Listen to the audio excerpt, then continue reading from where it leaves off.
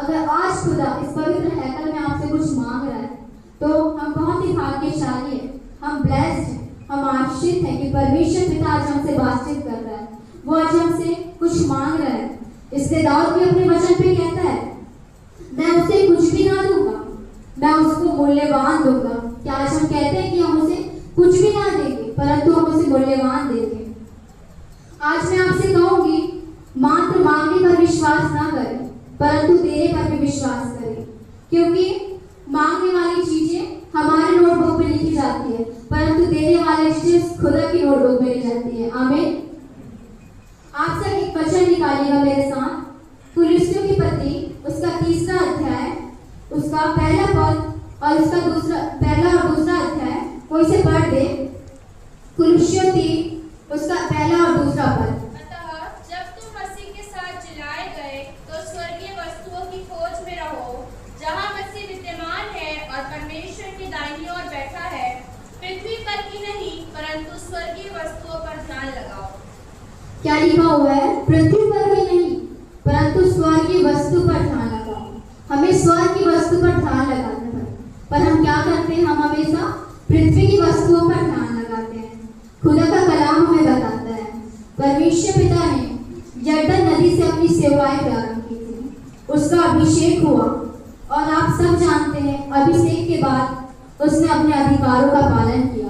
उसने चंगाई दी, उसने दुष्ट आत्मा निकाला, उसने कोड़ियों को चंगा किया, कोड़ियों को शुद्ध किया। लेकिन एक ऐसा टाइम आया कि परमेश्वर पिता पकड़ाया गया, वो अरेस्ट हो गया।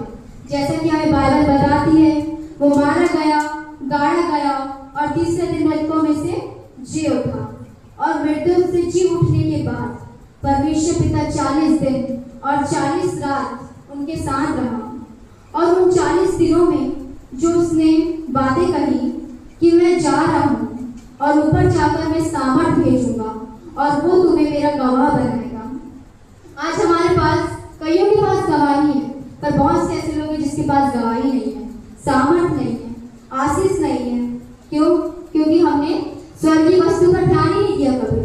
हमने हमेशा पृथ्वी की वस्तु पर ध्यान लगाया है। हमारा मन स्थिर नहीं है, हमारा मन चंचल है। आज हम यहाँ बैठे भी तो रहते हैं, हम खुदा के कलाम को सुनते हैं, बहुत अच्छे से सुनते हैं।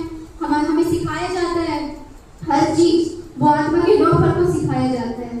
बहुत सी ऐसी बातें हैं जो हमारे समझ रखी जाती है, पर हम चर्च से निकलते वो चीजों को भूल जाते हैं। हम अपने संसारिक का भी मन लगा लेते हैं, हम खुदा के कलाम को लेके नहीं जाते हैं, परंतु जो हमारे साथ हुआ रहता है, हमारे मन में जो चलना रहता है, हम उसको लेके अपने साथ वापस जाते हैं। परंतु खुदा का कलाम कहता है कि तुम स्वर्गीय वस्तु पर ध्यान लगाओ, संसार की वस्तुओं पर ध्यान न लगाओ।